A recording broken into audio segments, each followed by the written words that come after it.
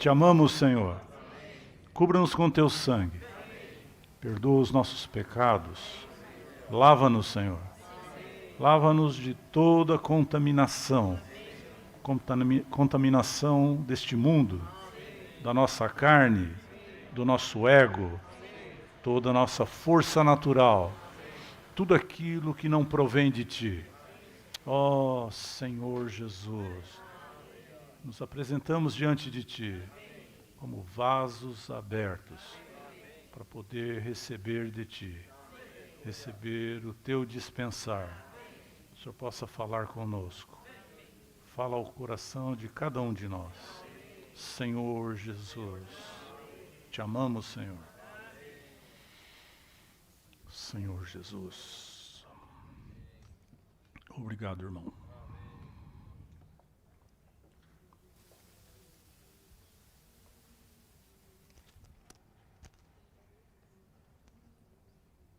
Vou morder esse negócio aqui.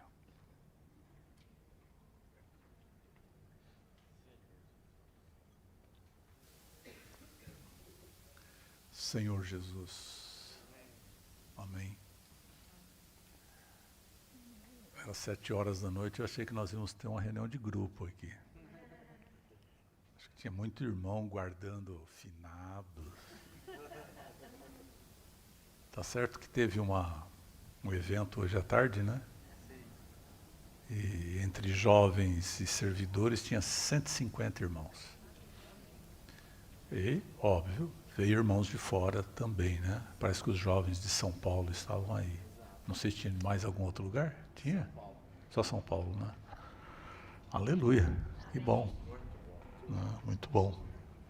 Senhor Jesus. Semana passada, nós começamos esse novo reavivamento. Nós estamos na mensagem 2. Os irmãos lembram do tema da semana passada? Eu não lembro, eu preciso ler. É um título muito comprido, né? Eu só lembro que eu tinha que exercitar o Espírito, né? Para poder viver a realidade da economia de Deus, né? É só isso que eu lembro. São alguns pontos fortes que ficam, né? Marca a gente. Então quer dizer que a economia de Deus está relacionada com o exercício do nosso Espírito. Isso são coisas que nós não podemos esquecer, irmãos. Não é uma questão de memória nem de conhecimento.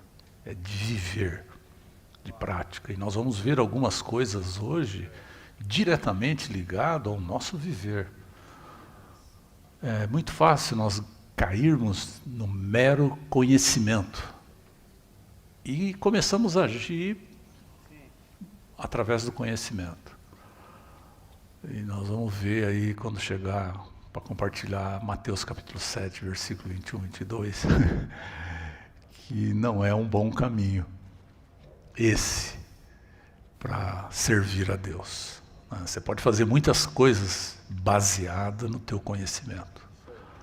Muitas coisas. E fazemos, né? Nós somos assim. O homem, depois da queda, ele passou a viver pelo seu autocontrole. E autocontrole depende do conhecimento que ele tem de muitas coisas. Mas não é assim no novo homem. Não é assim na economia divina. Então que hoje à noite, pelo menos o Senhor possa falar um pouco conosco a respeito do seu propósito eterno e da sua vontade eterna. E a necessidade de vivermos a partir daí e apropriarmos até mesmo disso.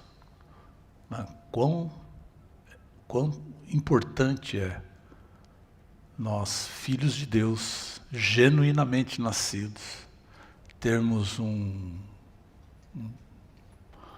bom discernimento, ou um pleno discernimento, ou um completo discernimento, o mais abrangente possível do propósito eterno de Deus e da sua vontade, para que possamos nos conduzir de forma adequada. Eu vou, como sempre faço, e não é diferente hoje, Temos uma sinopse. Ela é uma sinopse, irmãos. Eu acredito que, se você acompanhou essa palavra durante a semana, alguma coisa te tocou, te iluminou, mexeu com você. Reserva isso. Mesmo agora, durante a noite, alguma coisa pode te sensibilizar no teu ser interior e você ganha luz. Compartilha conosco. Eu repito, todas as vezes que eu venho aqui na frente, a mesma coisa. Aquilo que você foi impressionado, foi você que foi impressionado, foi você que ganhou. Eu não sei. Se você não fala, você é um mistério. Né? Você é um mistério. Você está sendo egoísta. Por favor, me dê a tua porção. Eu preciso da tua porção. Eu preciso daquilo que você ganhou. Eu preciso, né, daquilo que você desfrutou, daquilo que você ganhou luz, porque aquilo que você ganhou luz é o que eu estou precisando.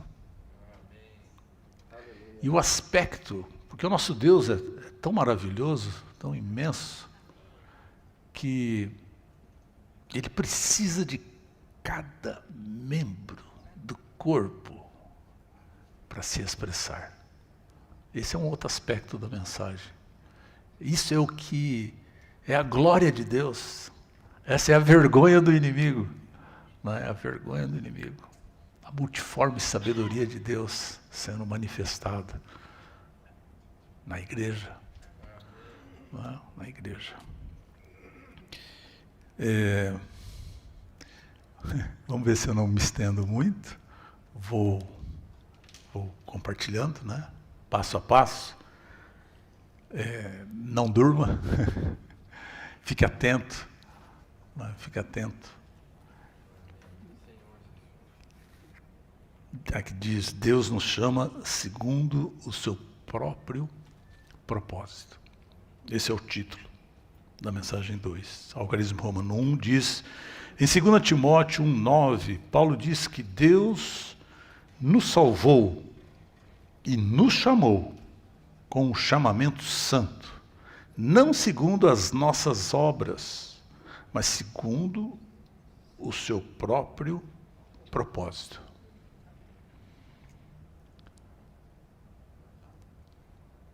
O Lázaro, nós temos um Lázaro aqui, vocês sabiam, né? Aliás, todos nós somos Lázaro aqui, viu, Lázaro? Todos nós um dia ressuscitamos.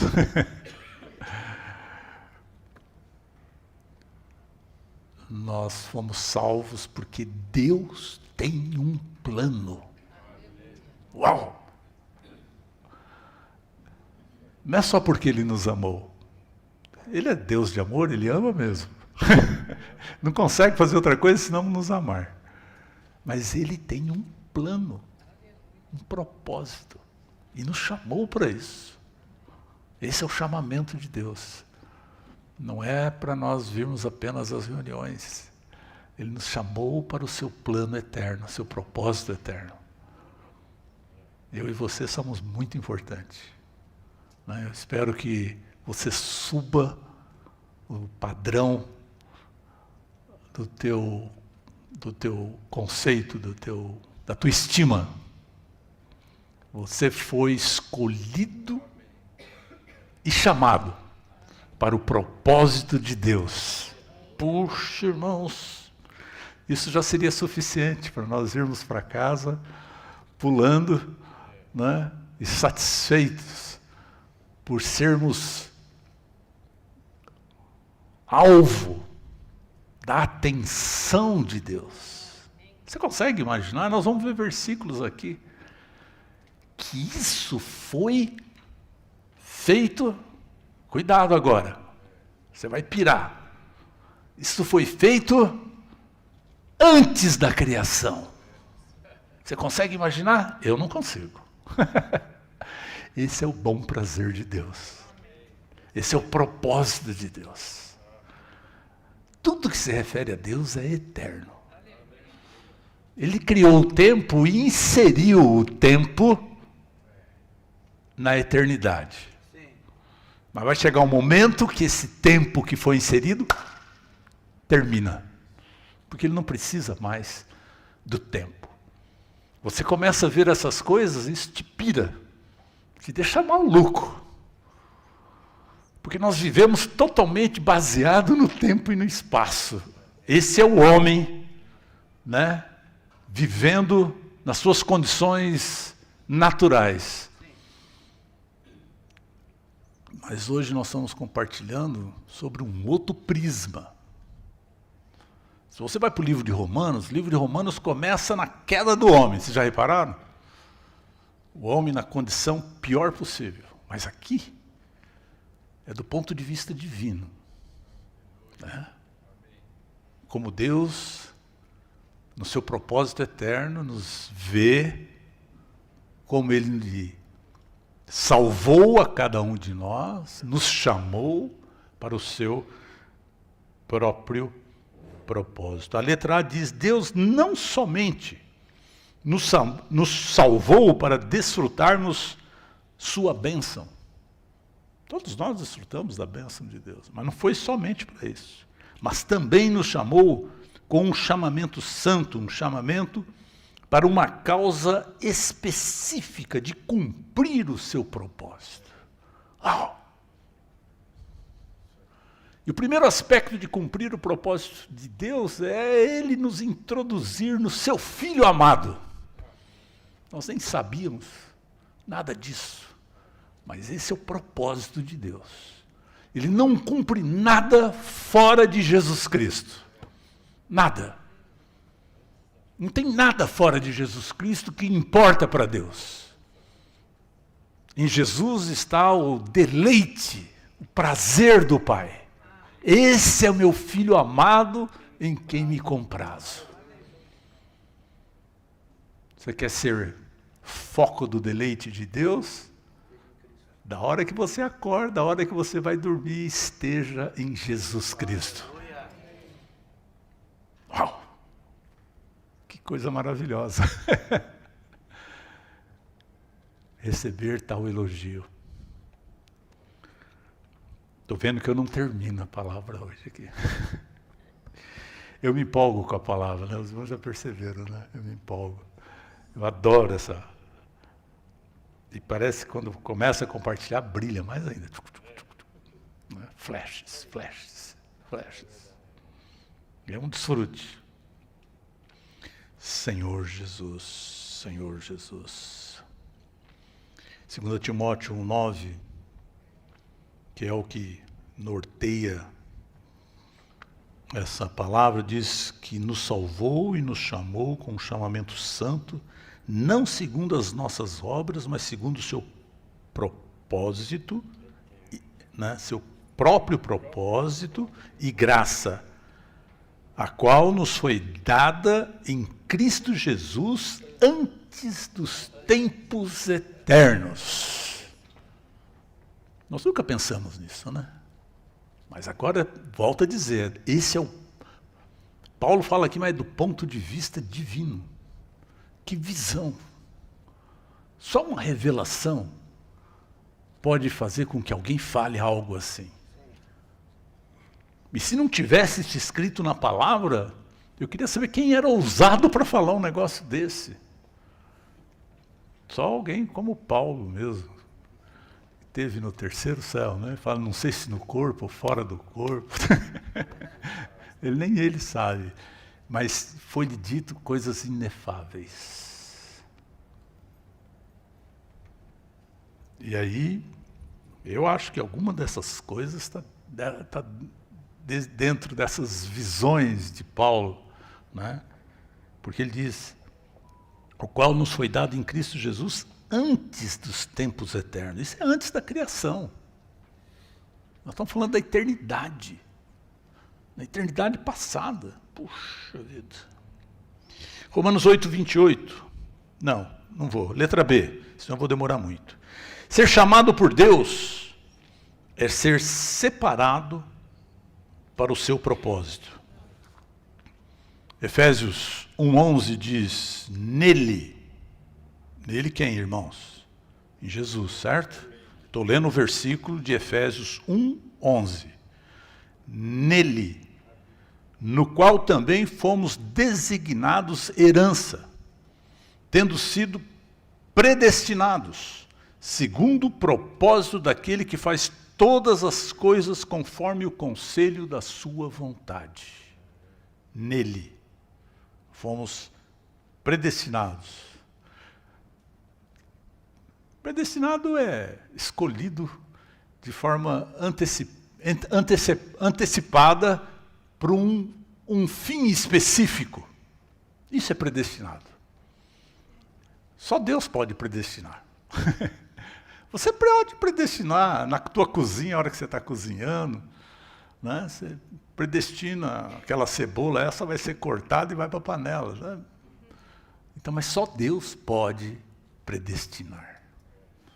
Porque é antes. Aqui diz no versículo, outra vez, né, segundo o propósito daquele que faz todas as coisas conforme o conselho da sua vontade. Letra C, senão eu não vou andar nunca.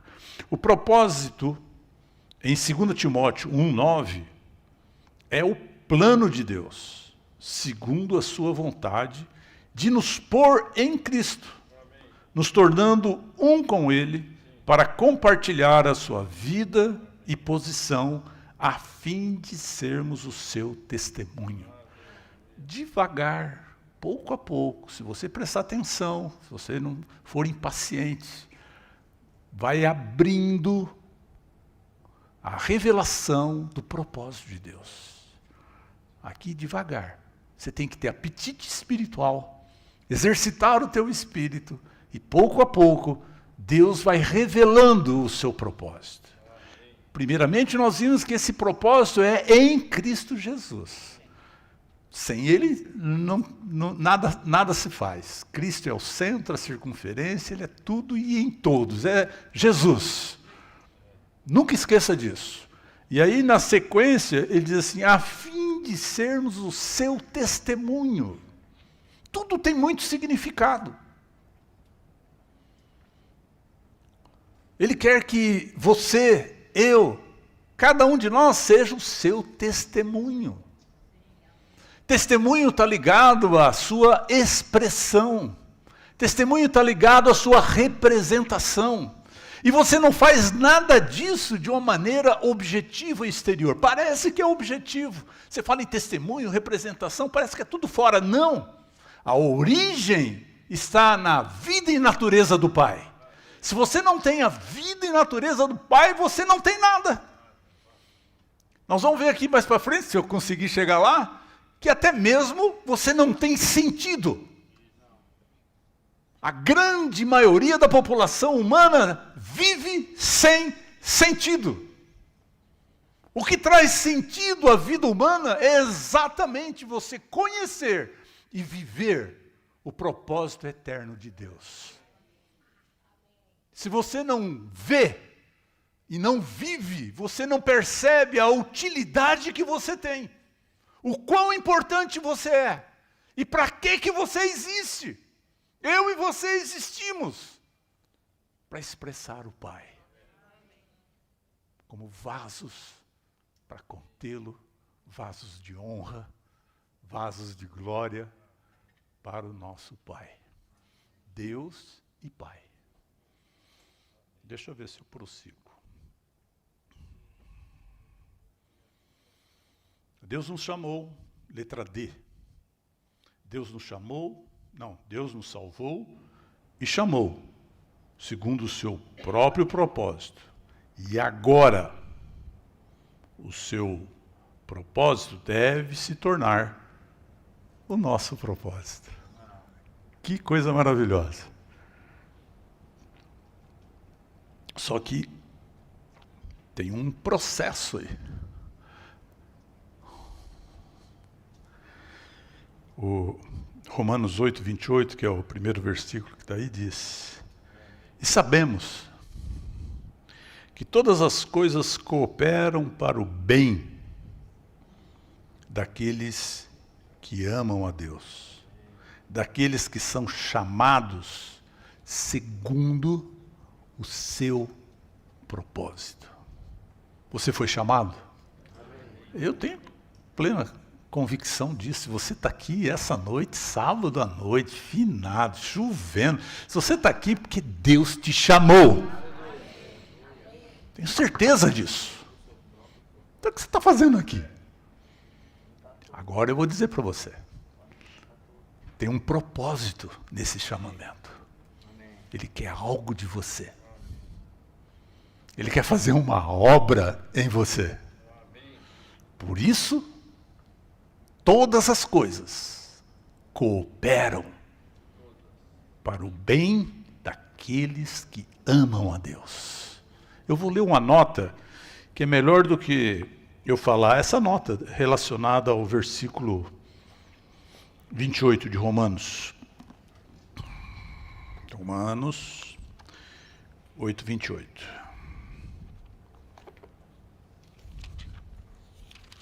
Diz assim.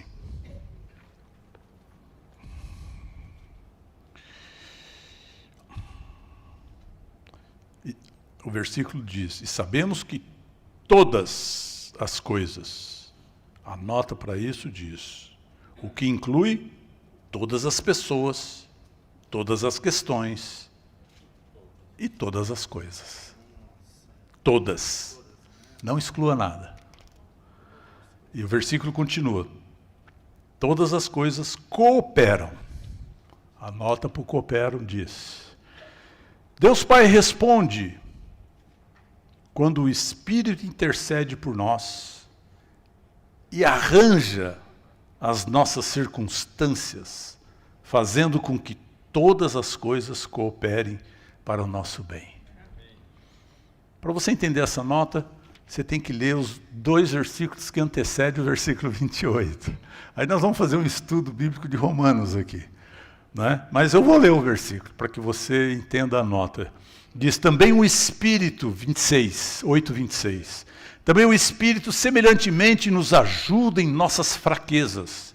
Porque não sabemos orar como é necessário, mas o Espírito intercede por nós com gemidos inexprimíveis.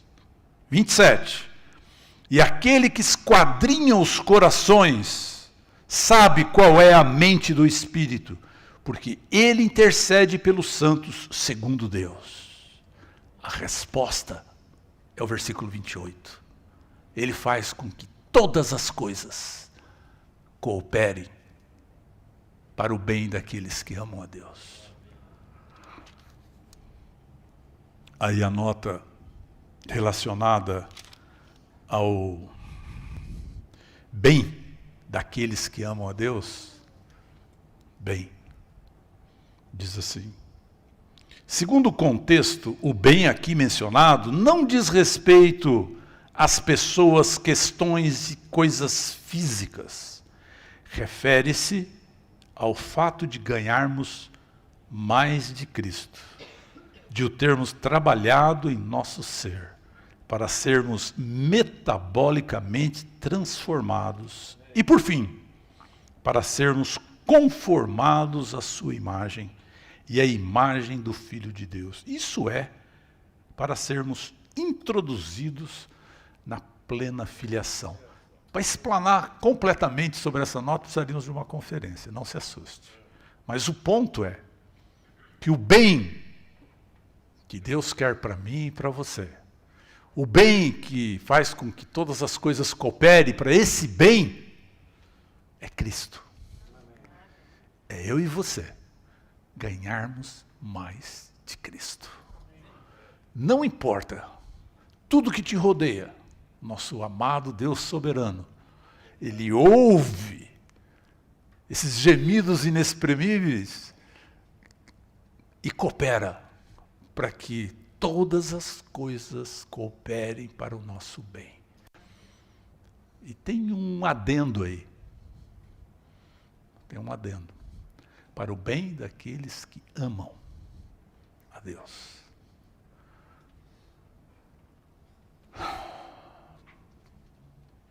Senhor Jesus, Ele tem misericórdia de nós. Né? Senhor, queremos te amar mais e mais.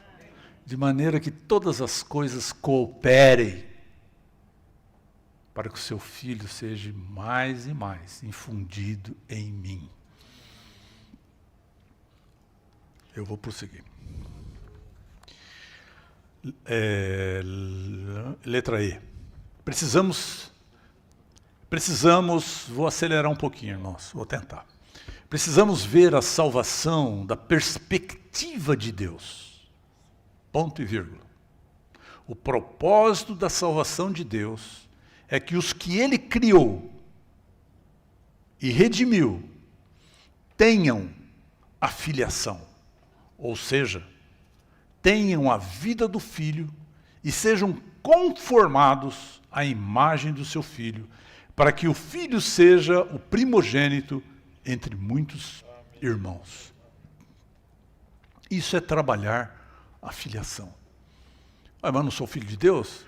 Sim, você é. Mas ainda,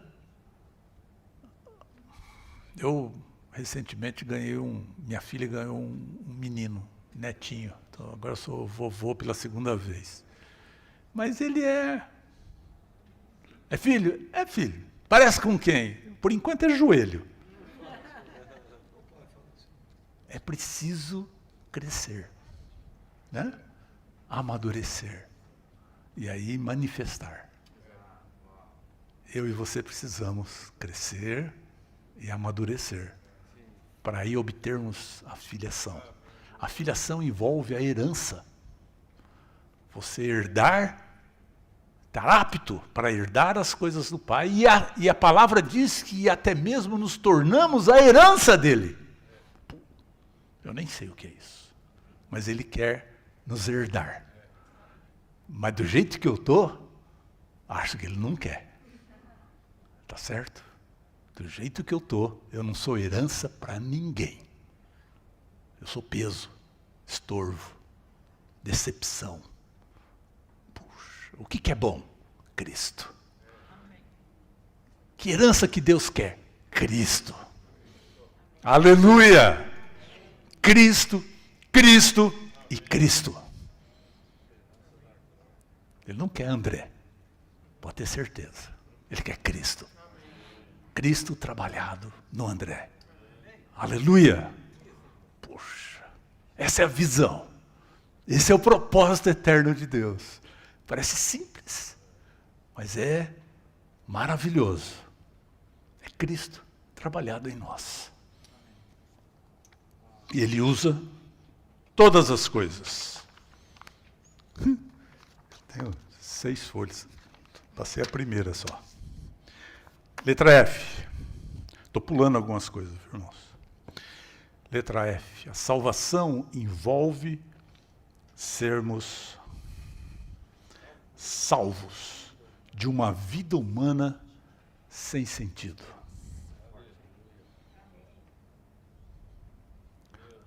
Eu acredito que todos que estão aqui presentes, a tua vida já tem algum sentido.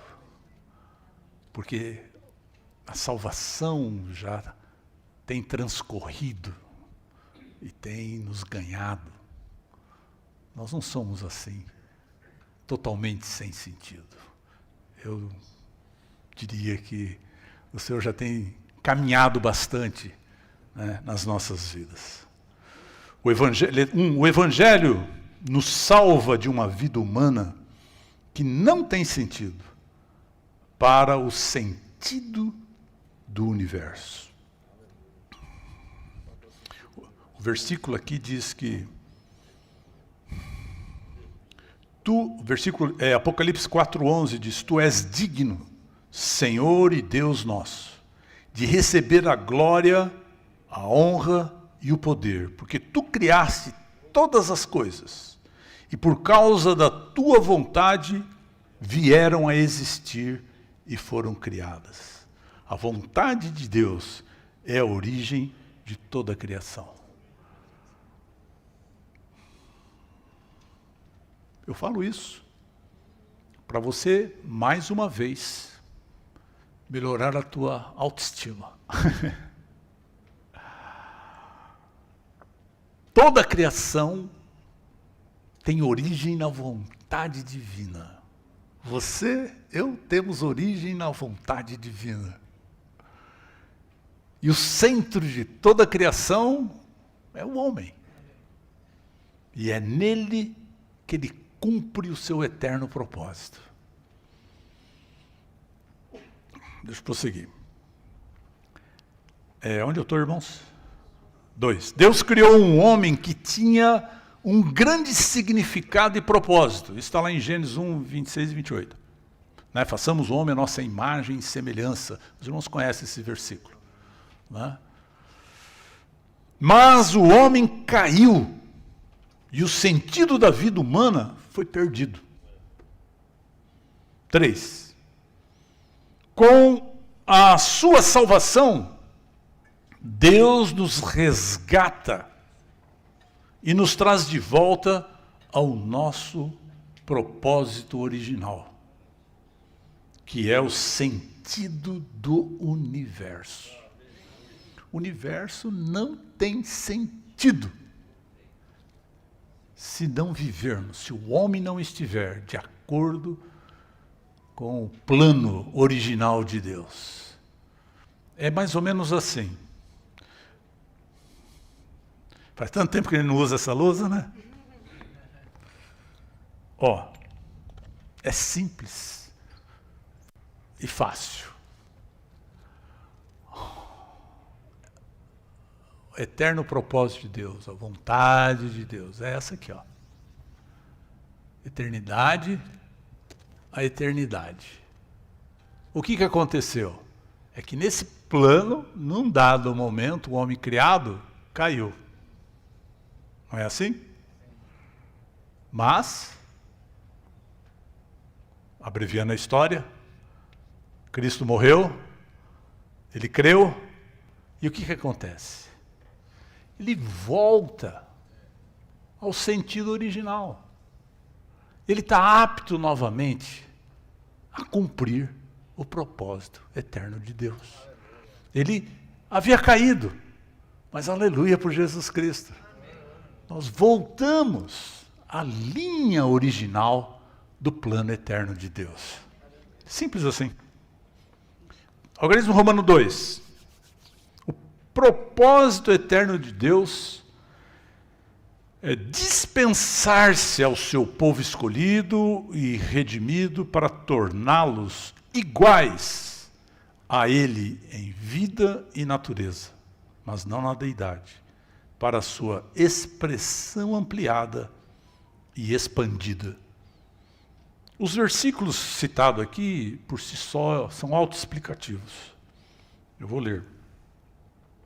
Efésios 1:5 diz: predestinando-nos para a filiação por meio de Jesus Cristo, para si mesmo, segundo o bom prazer da sua vontade.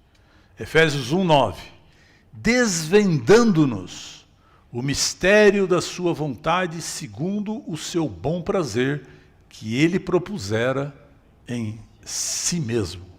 Vou pular uns versículos. Efésios 3:9, iluminar a todos, para que vejam qual é a economia do mistério. Pode ser traduzido também qual é a dispensação do mistério, ou qual é a função do mistério, o qual, ao longo das eras, esteve oculto em Deus, que criou todas as coisas. Estava oculto. Simplesmente. É mistério, não é? Aqui diz que é um mistério. O mistério que estava oculto. E em Deus ainda, quem é que vai descobrir isso então? Um mistério já é algo misterioso, desconhecido. Mas um mistério em Deus, aí não tem jeito. Mas aleluia mais uma vez, por Jesus Cristo, nosso Senhor. Ele veio abrir os mistérios. Ele mesmo é o mistério de Deus manifestado. Cristo é o mistério de Deus. Você quer entender Deus? Ele falou, o discípulo falou, mostra-nos o Pai, mas eu estou tanto tempo convosco e dizes, mostra o Pai, quem vê a mim, vê o Pai. Ele é a explicação e a definição do Pai. Então, Deus se tornou manifesto no Filho. E o mistério do Filho? É a igreja. Né? Deus tem um mistério desvendado no Filho. E o Filho tem um mistério, que é a igreja. A igreja é o mistério. E qual é o mistério da igreja? É a manifestação de Deus na carne. Efésios 3:10 e Efésios 3:11. Para que pela igreja a multiforme sabedoria de Deus se torne conhecida agora dos principados e autoridades nas regiões celestiais, segundo o eterno propósito que estabeleceu em Cristo Jesus, nosso Senhor. Está claro esses versículos agora, tá certo? Letra A. O livro de Jó nos deixa com uma questão dupla sobre o propósito de Deus ao criar o homem e o propósito de Deus ao lidar com o seu povo escolhido. Qual é o propósito de Deus ao criar o homem? Porque isso são as indagações de Jó. Você teria que estudar.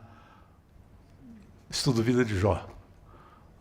Para ganhar muita luz. Eu vou ler um trechinho do Estudo Vida para te dar um gostinho e aí, quem sabe, você lê o Estudo Vida.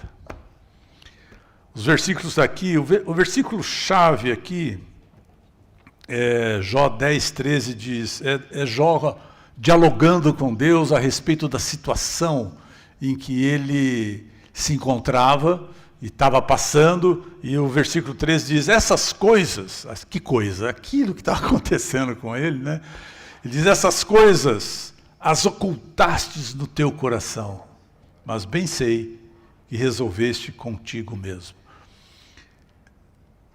Essas coisas ocultas no coração de Deus só foram desvendadas no Novo Testamento. No Velho Testamento, você não consegue descobrir isso. Nós vamos ler alguma coisa. O 1 diz, a resposta a essa questão, está aqui, ó, é a economia de Deus, que é a intenção eterna de Deus, com o desejo do seu coração, de dispensar-se em sua trindade divina, como Pai, no Filho, pelo Espírito, ao seu povo escolhido, para ser a vida e a natureza deles, a fim de que se tornem iguais a Ele para a sua plenitude, sua expressão. São tudo coisas extremamente elevadas. O padrão é o padrão de Deus. Então não tem jeito de não ser elevado. É o padrão de Deus. Esse desvendar das coisas aqui, é exatamente isso. Essa é a resposta, é a economia de Deus, é a intenção eterna de Deus. Deus muda de intenção? Não muda. É eterno. De eternidade a eternidade. Passa tempo, vem tempo, sofre Jó, não sofre Jó. A intenção de Deus é a mesma. O que aconteceu com Jó? Os irmãos lembram do livro de Jó? Jó sofreu provação. O que foi que ele passou? Sofreu?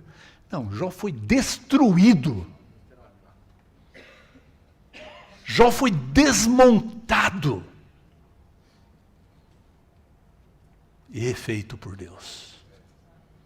Não mais segundo Jó, mas segundo Deus. Vai lá no fim de Jó que você vê a conclusão. Pode pular, não tem problema. 2, o propósito de... Então, lembra, são duas coisas, duas questões que foram indagadas. Os irmãos lembram disso? Só para poderem acompanhar. A letra A diz o propósito de Deus ao criar o homem. Nós já lemos no 1, tá certo? E o propósito de Deus ao lidar com o seu povo escolhido está aqui no 2, que nós vamos ler agora. O propósito de Deus ao lidar com aqueles que o amam, até mesmo na forma de perda, é que eles possam ganhá-lo ao máximo. a fim de que ele seja expressado por eles para a plenitude do seu propósito eterno ao criar o homem. Acho que eu e você, ninguém aqui é diferente, somos todos iguais. Concordamos que há coisas que barram o plano de Deus na nossa vida. Tá certo? Você concorda comigo? Os irmãos concordam? Ou você é um vaso aberto que flui vida, hein? Uma beleza. Hein?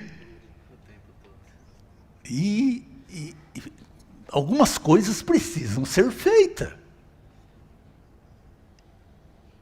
Precisa. Você pode lamentar, chorar, pular para frente, pular para trás. Ou você continua do mesmo jeito. Você pode fazer esse pacto. Pois você resolve numa próxima era a tua situação. Nos tornamos inúteis do ponto de vista divino. Entramos, não sei se eu chego hoje aqui na porta larga, que é onde você pode fazer o que você quiser. Só que o fim dela é a destruição. Deixa eu ler um pedacinho de Jó. Precisava de umas 3 horas, mais ou menos, para compartilhar essa mensagem. Ficava todo mundo dormindo aí, né, Toninho? Ah, Senhor, misericórdia.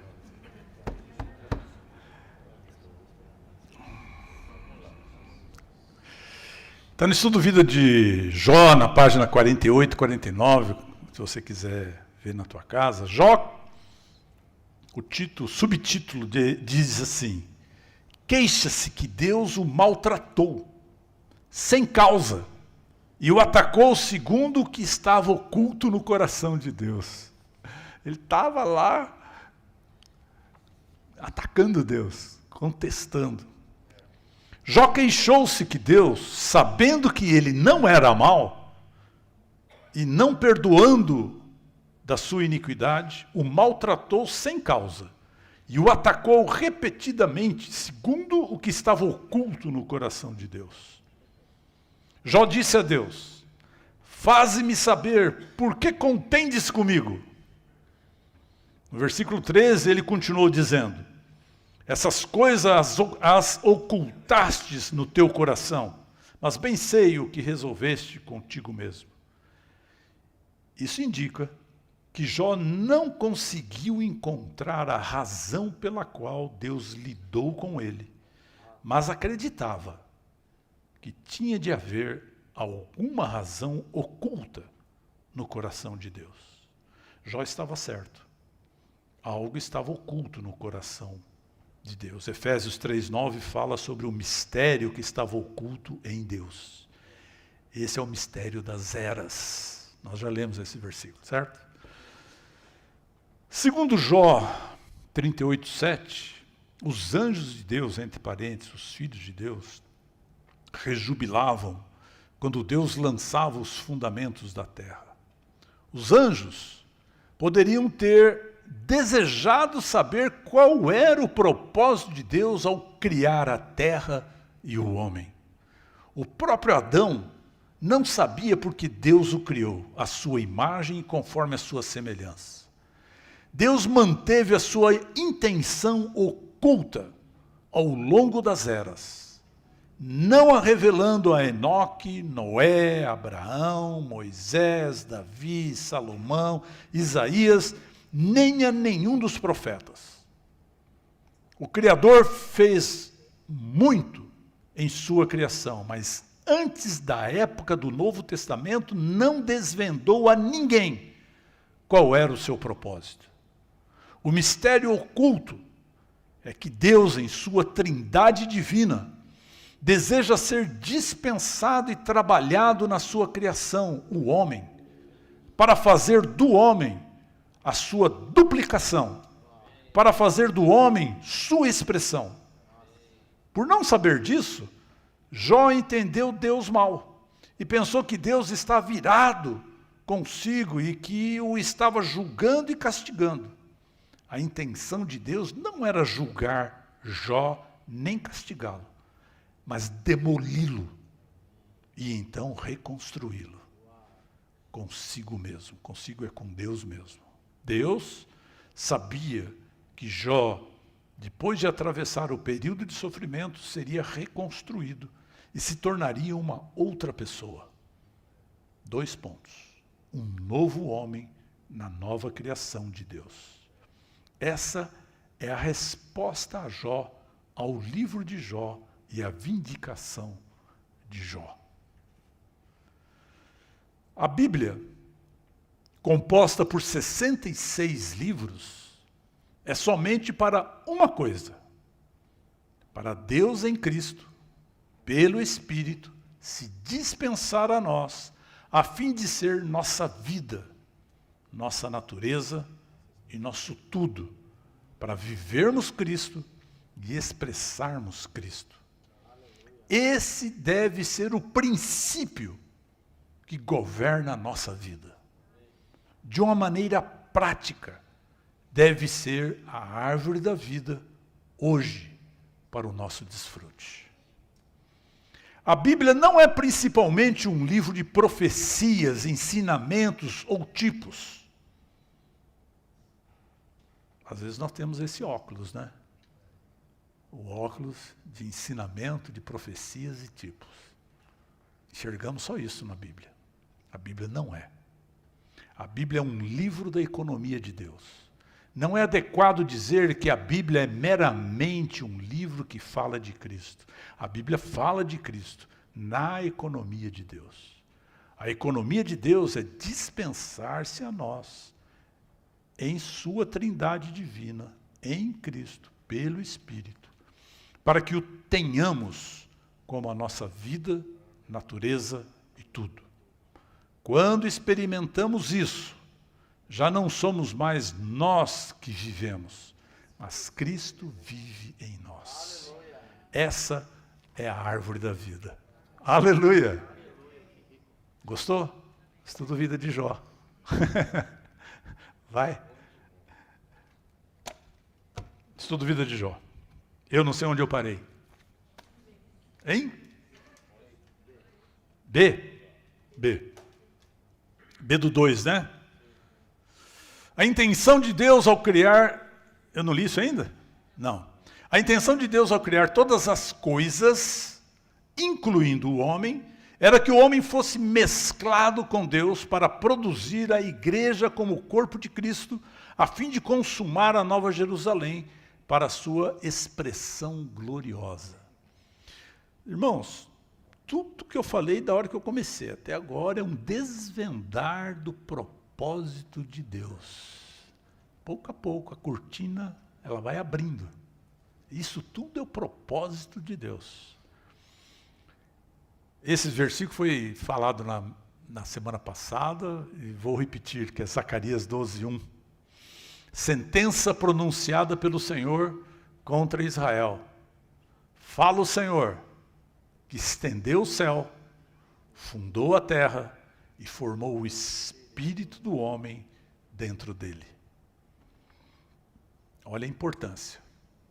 Tudo. Estendeu os céus. Os céus é para a terra. Os agrônomos, os estudiosos sabem, né? Que a terra vive em função de tudo que acontece. Ela está nesse contexto. Os céus é para a terra. E na terra, Deus formou o espírito dentro do homem. Os céus é para a terra é para o homem, e o espírito dentro do homem é para Deus que o criou. Essa é a sequência. É o grau de importância, né, na criação divina. Só vou ler Apocalipse 4:11, acho que eu já li, mas se eu li, lê de novo. Tu és digno Senhor e Deus nosso, de receber a glória, a honra e o poder, porque tu criaste todas as coisas, e por causa da tua vontade vieram a existir e foram criadas. Não está aí por acaso. Essa é a vontade de Deus. Letra C, o propósito eterno de Deus, segundo o desejo do seu coração, é ter a igreja como corpo orgânico de Cristo, com vistas à manifestação da sua multiforme sabedoria. Eu vou ler Efésios 3, 9, 10 e 11. E isso explica essa letra. Iluminar a todos para que vejam qual é a economia do mistério, o qual, ao longo das eras, esteve oculto em Deus, que criou todas as coisas, para que pela igreja a multiforme sabedoria de Deus se torne conhecida agora dos principados e autoridades nas regiões celestiais, segundo o eterno propósito que estabeleceu em Cristo Jesus, nosso Senhor. A igreja faz parte do eterno propósito de Deus. Não é um ajuntamento de pessoas. É um organismo vivo do Deus triuno. É um organismo vivo onde ele pode se expressar. Deixa eu andar. D. A igreja como corpo de Cristo é o único meio usado por Deus para cumprir o seu propósito e resolver todos os seus problemas. Eu não sabia que Deus tinha problema. Deus tem problema. O seu inimigo. Esse é o problema de Deus. Sabe como ele resolve? Ele não trata o inimigo diretamente. Ele precisa da igreja. Ela manifesta a sua multiforme sabedoria. A igreja, é para a expressão, a glória de Deus Pai na filiação divina com a vida e a natureza do Pai. Senhor Jesus. Eu sinto que às vezes, e essa é a minha situação, às vezes, o que sabemos da igreja e do corpo de Cristo é um mero conhecimento. Pouco tocamos, na realidade disso, e pouco vivemos isso. 2, a igreja é o maior orgulho de Deus ao dar a conhecer aos principados e autoridades angelicais sua multiforme sabedoria, para envergonhar e derrotar o inimigo e trazer o seu reino. 3, a igreja é para encabeçar todas as coisas em Cristo, para trabalhar a si mesmo em nós como vida e luz. Agora vamos para o algarismo romano 3. A fim de viver uma vida para o cumprimento do propósito eterno de Deus, precisamos conhecer e fazer a vontade de Deus. Vou repetir. A fim de viver uma vida para o cumprimento do propósito eterno de Deus, precisamos conhecer e fazer a vontade de Deus. Tem versículos bastante expressivos aqui. Alguns deles eu acho que eu tenho tempo para ler notas, que é melhor do que eu ficar explanando. Novamente, nós já vimos esse versículo. Eu vou ler. Colossenses 1:9. Por isso, também nós, desde o dia em que o ouvimos, não cessamos de orar e de pedir por vós, para que sejais cheios do pleno conhecimento da sua vontade, em toda sabedoria e entendimento espiritual. Eu gostaria de ler uma nota aí. Eu vou ler já Mateus 7:21. Nem todo que me diz Senhor, Senhor entrará no reino dos céus, mas aquele que faz a vontade de meu Pai que está nos céus. Então não é para invocar? Diz, não, nem todo que diz Senhor, Senhor entrará no reino dos céus. Para entrar no reino de Deus, você precisa dizer, ó Senhor Jesus. Você já entrou no reino de Deus. Agora isso não é suficiente para você entrar no reino dos céus. Onde está o reino dos céus? Deixa eu fazer mais um rabisco. Eu sou péssimo para desenho. Ah, tinha um giz aqui, né? Está aqui. Aqui é a eternidade passada. Aqui é a eternidade futura. De eternidade a eternidade, só tu és Deus. Não é no tempo, é de eternidade a eternidade. Tu és Deus. Então, isso aqui é o reino de Deus. Reino de Deus. Tudo compreende o reino de Deus. Quando Nicodemos foi falar com o Senhor falou, se você não nascer da água e do Espírito, você não pode entrar no reino de Deus. Nós vamos ler esses versículos. Ele falou 2 vezes, ver o reino e entrar no reino. É reino de Deus. O versículo que nós acabamos de ler, de 7:21, ele diz, nem todo que me diz Senhor, Senhor entrará no reino dos céus. Qual é a diferença do reino de Deus e do reino dos céus? O reino dos céus é uma inserção no reino de Deus. Aqui, ó, no final das eras. Aqui é o reino dos céus. Ô, letra bonita. Céus tem acento? Eu não sei se eu vou ficar sentado, mas céus. Reino dos céus. É uma inserção de 1000 anos. Esse é o reino dos céus. Então, nem todo que diz Senhor, Senhor, entrará no reino dos céus. Mas ele já entrou no reino de Deus. E aqui no fim, e por toda a eternidade futura, nós temos o quê? Nova Jerusalém, novo céu e nova terra. Eu não vai para o céu? Não. É novo céu e nova terra. Então não vamos para o céu. Às vezes alguns vão temporariamente, né? Se encontrar com o noivo, mas voltam para a terra.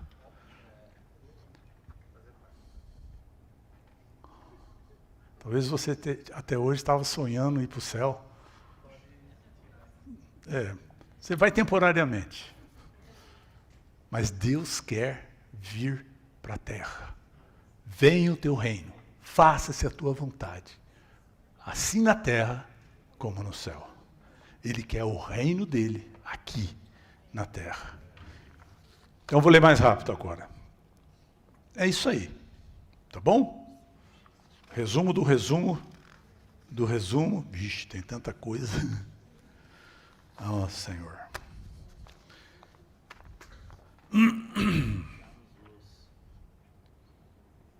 Onde eu parei?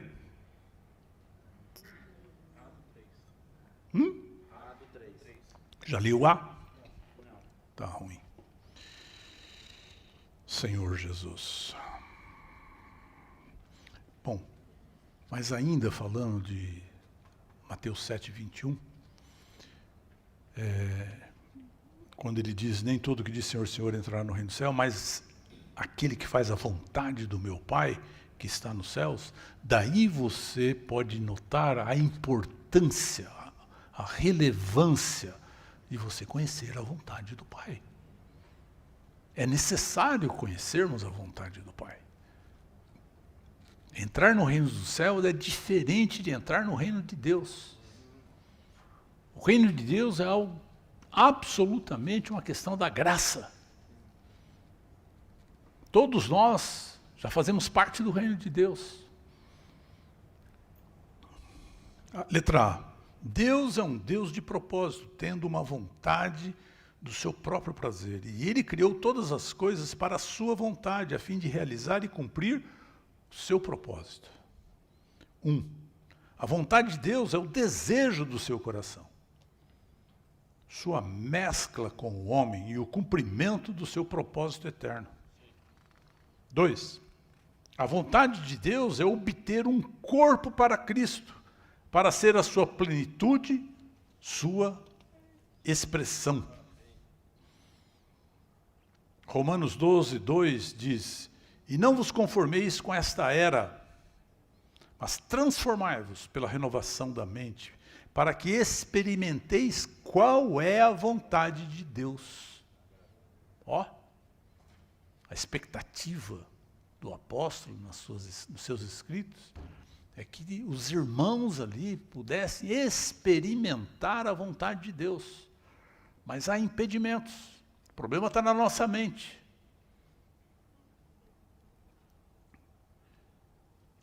Experimenteis qual é a vontade de Deus, o que é bom, agradável e perfeita. Romanos 12, 5. Assim nós que somos muitos, somos um só corpo em Cristo e individualmente membros uns dos outros. Eu gostaria de ler essas notas, mas não tenho tempo, irmãos. É muito rica. Se você quer ganhar entendimento a respeito da vontade de Deus, você precisa ler as notas de Romanos 12, 2, principalmente. Leia essas notas. Letra B. Precisamos ser cheios do pleno conhecimento da vontade de Deus. Ô Paulinho, ó, que coisa. Acordou já.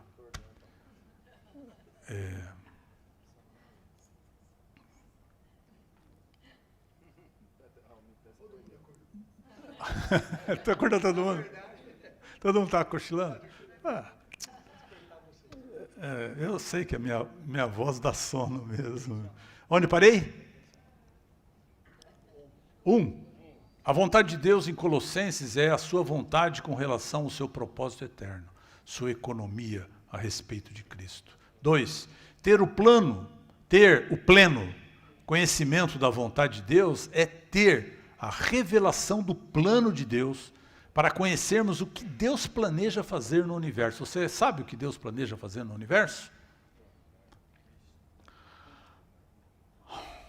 Letra A. O plano de Deus é tornar Cristo tudo na economia divina.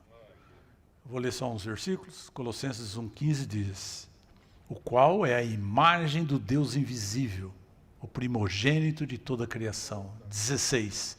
Porque nele foram criadas todas as coisas, no céu e sobre a terra, as visíveis e as invisíveis. Sejam tronos, sejam domínios, sejam principados, sejam autoridade, tudo foi criado por meio dele e para ele.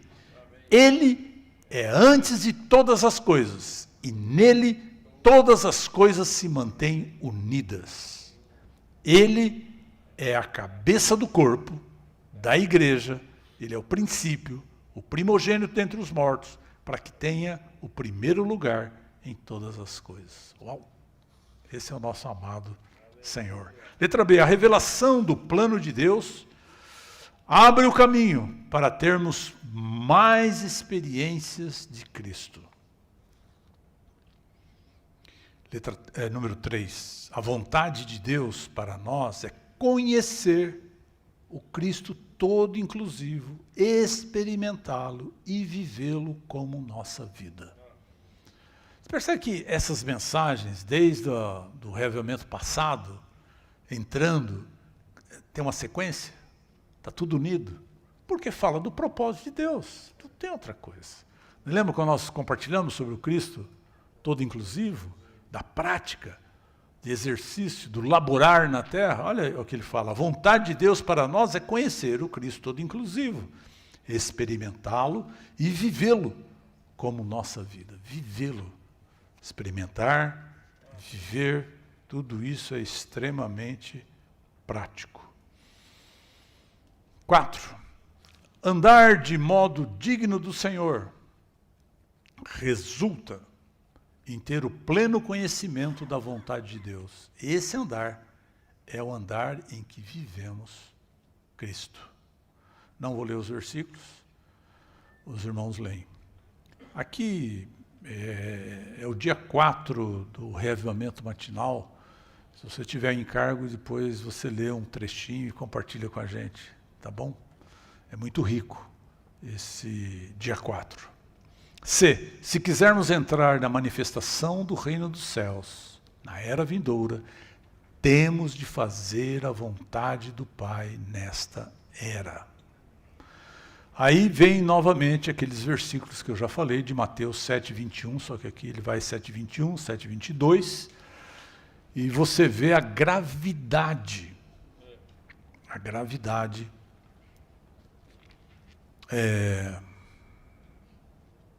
com que o Senhor rejeita até aqueles que tentaram fazer coisas no nome dele, né, como profetizar, expulsar demônio, obras de poder e etc.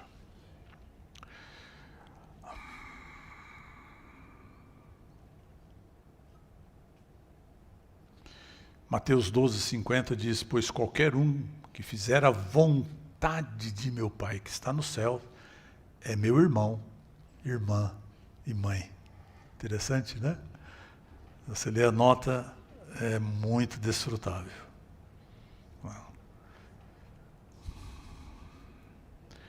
Efésios 5:17, por essa razão, não sejais insensatos, mas compreendei qual é a vontade do Senhor. Poxa, por isso não desperdiçamos tanto tempo, né, irmão? Porque não entendemos a vontade de Deus. Eu vou ter que parar, tem muita coisa, vou ler rapidamente. Letra D, nem todo que me diz Senhor, Senhor entrará no reino dos céus, mas aqueles que fazem a vontade do meu Pai que está no céu.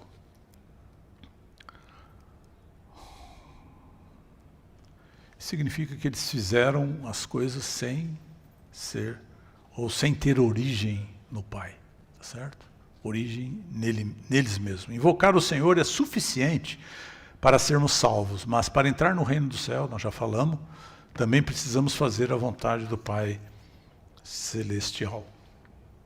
Uma vez que entrar no reino dos céus requer fazer a vontade do Pai celestial, isso é claramente diferente de entrar no reino de Deus por meio da regeneração. Já compartilhamos.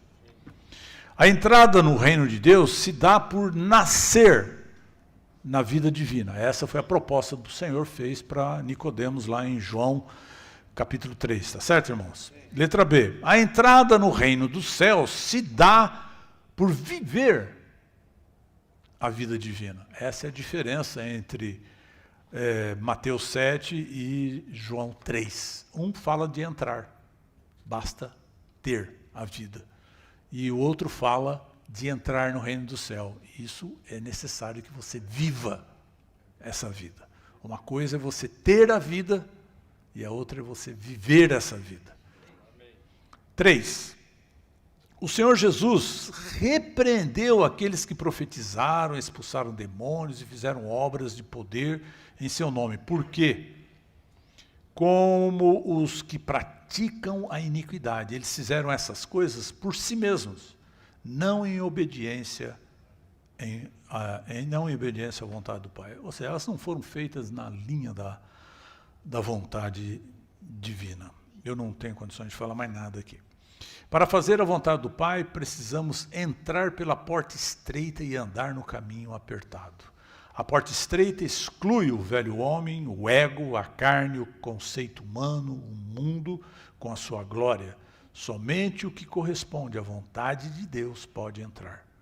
Ao andar no caminho apertado, somos restringidos por um controle misterioso, invisível, interior e vivemos sob esse controle. 5. Todo aquele que faz a vontade do Pai é parente do Senhor Jesus. Aleluia. E pronto. Último. O povo do reino precisa orar para que a vontade do Pai seja feita na terra, assim como no céu. Isso é trazer o reino dos céus para a terra. Desculpem, toda vez eu falo a mesma coisa, eu peço desculpa toda vez que eu paro de compartilhar, porque eu roubo um pouco do tempo dos irmãos. Nós temos ainda 20 minutos. Então, dá para bastante irmãos compartilhar. Seja breve, não se alongue como eu.